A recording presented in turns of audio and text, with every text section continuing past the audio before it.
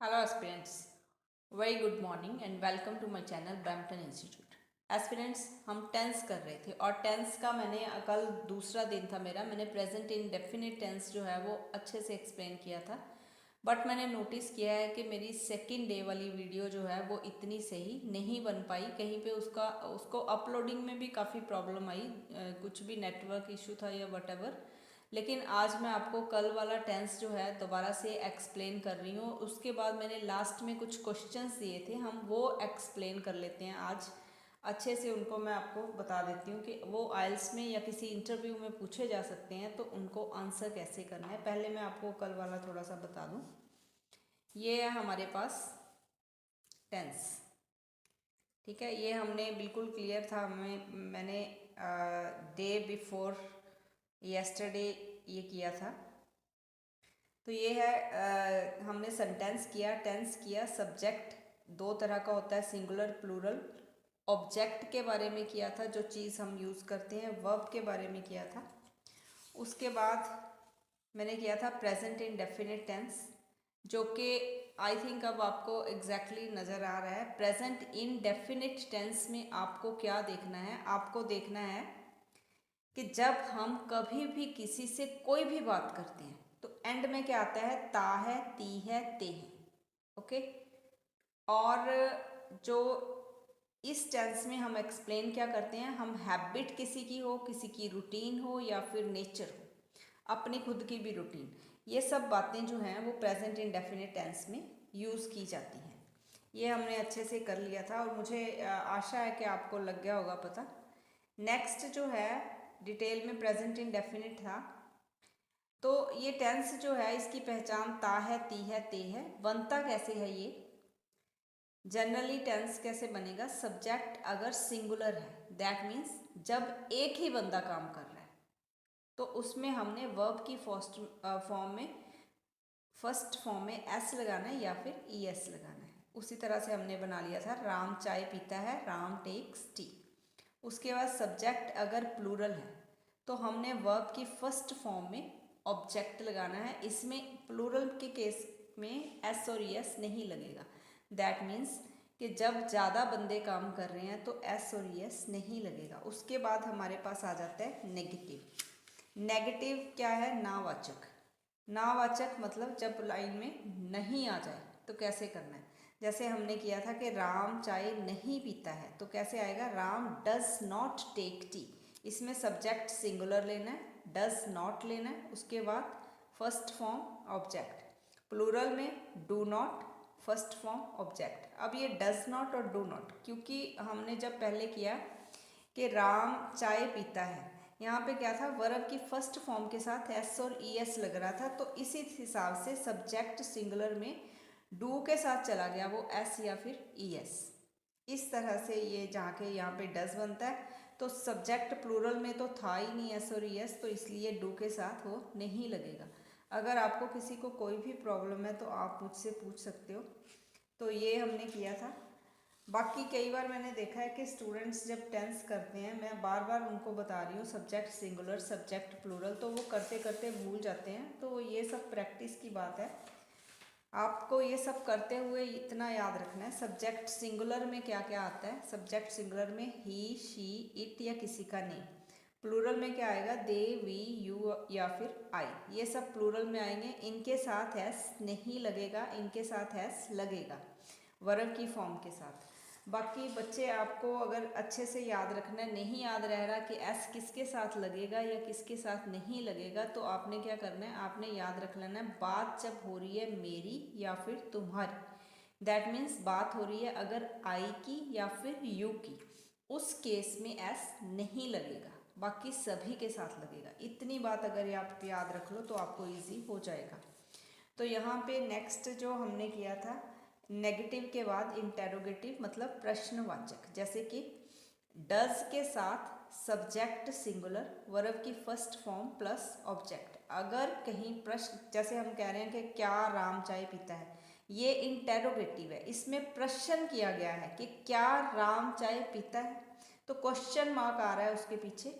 तो उसी हिसाब से क्या आएगा, does Ram take tea, does आएगा, फिर सब्जेक्ट आएगा, फिर फर्स्ट फॉर्म, फिर ऑब्जेक्ट। इसी तरह से अगर ज़्यादा की बात हो रही है तो क्या वे चाय पीते हैं, डू दे टेक टी, ये मैंने आपको आगे एक्सप्लेन किया है। उसके बाद हमने कुछ ये जो टेंस किए थे, बच्चे छत पर धूप सेकते हैं। अब छत पर, ऑन द रूफ, ठीक है। चिल्ड्रन बास्क, बास्क होता है सेकना, children bask sun on the roof. अब आप बच्चे यहाँ पे एक बात याद रखनी है, जब बात हो रही है ऊपर की, छत के ऊपर, दैट मीन्स रूफ, तो अंदर वाली छत को हम क्या कहते हैं, सील, CEIL, उसको अंदर वाली छत को हम सील बोलते हैं, ऊपर वाली छत को रूफ बोलेंगे। मुझे चाय पीना अच्छा नहीं लगता है, I don't like to take tea. यहाँ पे मैंने आपको क्या बताया था कि लाइक और टेक ये दोनों वर्ब की फॉर्म्स हैं। जब कभी कहीं भी वर्ब की दो फॉर्म्स इकट्ठी आ जाती हैं, उनमें हमेशा टू आता है, और टू के बाद कभी भी सेकंड या थर्ड फॉर्म नहीं आती है। उसके बाद हमने ड्रिंक वाटर, ये मैंने लिखा है, ड्रिंक वाटर मीन्स जब बात जो भी कोई चीज़ है अगर हम गटागट पी लेते हैं उसके लिए ड्रिंक आता है, जो हम सिप लगा के चीज़ पीते हैं उसके लिए आएगा टेक। दैट मीन्स चाय गर्म होती है तो यहाँ पे टेक आएगा। तो मेरे सर में थोड़ा थोड़ा दर्द रहता है, it remains mild headache to me. Remains कहाँ पे आएगा, जब कभी कहीं पे एंड में हो रहता है, वहाँ पे वर्ब की फॉर्म रिमेन्स आती है, रिमेन आएगी, और यहाँ पे इट के साथ एस लगेगा, ये सब्जेक्ट सिंगुलर है, it remains mild headache to me. और अगर आप चाहोगे तो मैं आपको और ये जो टेंस दे दूँगी, आप बना देना, और it depends upon your requirement. आगे है हमारे पास ये क्वेश्चन जो कि मैंने आपको प्रेजेंट इंडेफिनिट टेंस की प्रैक्टिस के लिए दिए थे। अब इनके कभी भी हम आंसर लिखेंगे तो ये डू में ही आएंगे, ये सब प्रेजेंट इंडेफिनिट में ही आएंगे। तो अब क्या हमने करना है, how do you spend your weekdays, how do you spend your weekdays, आप अपने वीकडेज कैसे स्पेंड करते हो। अब देखो मैं आपको क्या कह रही हूँ, कैसे करते हो, ते हो मीन्स प्रेजेंट इंडेफिनिट। तो आप कैसे आंसर दोगे इसका कि weekdays are comparatively hectic than weekends. ठीक है, इसका आंसर हम अगर हम सिंपली भी दे सकते हैं, I wake up early in the morning, after that whatever, ये सारा कुछ। तो weekdays are comparatively hectic than weekends. I have to wake up early in the morning, मुझे सुबह जल्दी उठना पड़ता है। Then I go to my work place या फिर माई स्कूल और college. After coming back I spend some time with my family members, so I remain busy for whole day, तो मैं सारे दिन बिजी रहता हूँ। इसी तरह से आगे आ गया, how do you spend your weekends. Weekend Saturday Sunday की बात हो रही है, तो वीकेंड्स के लिए हम कह सकते हैं कि weekends are little bit lazy. ठीक है, वीकेंड्स जो है लिटिल बिट लेजी होते हैं। आई वेक अप लेट, अगर आप लेट उठते हो, I wake up late. After that I start my works with slow pace. Slow pace, SLOW, slow, PACE, pace. Slow pace means धीमी गति। मैं सारे काम अपने धीमी गति से स्टार्ट करता हूँ या फिर करती हूँ। I spend whole day with my family members. After that, I tend to do rest on that day. Or you can say I do my pending works. मैं अपने pending works करता हूँ. I do rest. Sometime I go outside to meet my relatives or maternal home. इस तरह से आपने इनका answer देना है। सिर्फ आपको क्या देखना है, आपकी स्टार्टिंग जो है वो बहुत ही इम्प्रेसिव सी स्टार्टिंग होनी चाहिए। How do you spend your weekends, weekends are little bit lazy। यहाँ पे weekdays are comparatively hectic, hectic होता है काम का बोझ। तो इस तरह से आपने इनका आंसर देना। उसके बाद है how do you spend your free time. कई बार मोस्टली स्टूडेंट्स क्या कहते हैं फ्री टाइम के बारे में कि I spend my free time with what ever, जो भी वो बताते हैं। लेकिन आपको कभी भी किसी भी इंटरव्यू में या फिर आपको कहीं भी आइल्स के टेस्ट हो कुछ भी है, आपको फ्री शो नहीं करना है। आपको कैसे आंसर देना है, hardly I get free time. Hardly, HARDLY, hardly means बड़ी मुश्किल से मुझे फ्री टाइम मिलता है।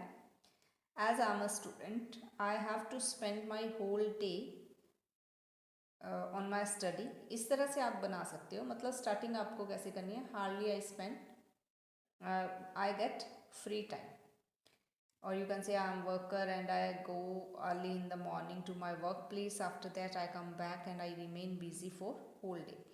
Otherwise in free time I do my hobbies, I use my hobbies. Hobby means time that you use in a meaningful way, उसको hobby बोलते हैं। इस तरह से। उसके बाद मैंने आपको डेली रूटीन बोला था कि हम डेली रूटीन करेंगे। तो डेली रूटीन में देखिए आप पहले तो आपको याद रखना है कि मैं यहाँ पे आपको लिख के बता देती हूँ ये चीज़। आप खुद करोगे डेली रूटीन, लेकिन आपको याद क्या रखना है कि अगर अर्ली मॉर्निंग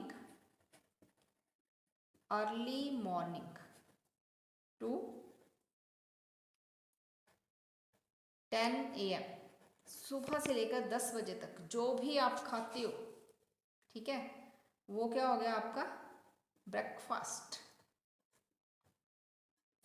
उसके बाद 10 AM टू 12 PM, कई बार छुट्टी वाला दिन है, लेट उठते हो, लेट खाते हो सारा कुछ और हैवी ब्रेकफास्ट कर रहे हो। हैवी ब्रेकफास्ट को क्या बोलते हैं, ब्रंच, BRUNCH, ब्रंच। और इसके केस में क्या होता है आपका ब्रेकफास्ट भी मिस हो जाता है। इसका मिस नहीं मीन्स आपको ज़रूरत नहीं होती, आपका लंच मिस हो जाता है, लंच की ज़रूरत नहीं है। अब आप मिड डे मील, दोपहर का भोजन, मिड डे मील को क्या कहते हैं, लंच। उसके बाद इवनिंग टी विद स्नैक्स, शाम की चाय विद स्नैक्स, वो क्या हो गया फिर आपका मंच, वो मंच टाइम होता है। लास्ट में क्या आता है आपका, last meal of the day, दिन का अंतिम भोजन। हम लोग उसको डिनर बोलते हैं इंडियंस, हमारी डिक्शनरी में डिनर कहते हैं इसको। हमारी डिक्शनरी में भी सॉरी डिनर नहीं कहते इसको, डिनर जो है इसका मीनिंग होता है दिन का भोजन, और बाहर के लोग इसको बोलते हैं सप्पर, SUPPER, सप्पर। और सप्पर को शॉर्ट फॉर्म में हम सप कह देते हैं, that means last meal of the day. तो इस तरह से आपको अपनी डेली रूटीन में ये वर्ड्स आप यूज़ कर सकते हो। इसके अलावा आप डेली रूटीन जब आपने बनानी है, हम कई बार स्टूडेंट्स क्या करते हैं, मैंने देखा वो कहते हैं I do my brush, after that I go to toilet and then do this. ये स्मॉल स्मॉल थिंग्स जो हमारी रूटीन, डेली रूटीन जो होती है, इसमें हम ये छोटी छोटी बातों को हम क्या कर सकते हैं। सुबह की बात मैं कर रही हूँ, जब आपने कहना कि आई wake up early in the morning, after that I go to walk for half an hour, after coming back, student क्या लिखते हैं, I do brush, I do this one, no, I go for morning chores. इस तरह से morning chores में आपकी सुबह की सारी छोटी छोटी काम जो है वो कवर हो गए। You get ready and go to your work place और योर कॉलेज। इस तरह से आपने अपना जो डेली रूटीन एक्सप्लेन करनी है। और एंड में स्टूडेंट्स लाइन नहीं, एंड वाली लाइन भी सही नहीं लिखते, I go off to sleep, OFF, off to sleep around 11 o'clock या कुछ भी। तो ये around, I wake up early in the morning around eight 6 o'clock अगर आप कहते हो दैट मीन्स एग्जैक्टली आप 6 बजे उठते हो। अराउंड मीन्स लगभग आप इतने बजे उठते हो। वहाँ पे अबाउट आपने प्रपोजिशन यूज़ नहीं करनी है। तो स्टूडेंट्स मुझे लगता है कि आज हम प्रेजेंट इंडेफिनिट टेंस जो है आपको अच्छे से पता चल गया होगा। कल हम प्रेजेंट कॉन्टिन्यू टेंस करेंगे। तो इसमें से भी अगर किसी को कुछ लग रहा है कि पूछना है तो you can ask me in comment section. And thank you very much. आपको मैं टेंस इतने अच्छे से एक्सप्लेन करने वाली हूँ आगे वाले भी, तो आई थिंक आपकी इंग्लिश जो है वो बहुत ज़्यादा स्ट्रॉन्ग हो जाएगी और मेरा मोटिव भी यही है। Thank you very much for your dedication. Thank you.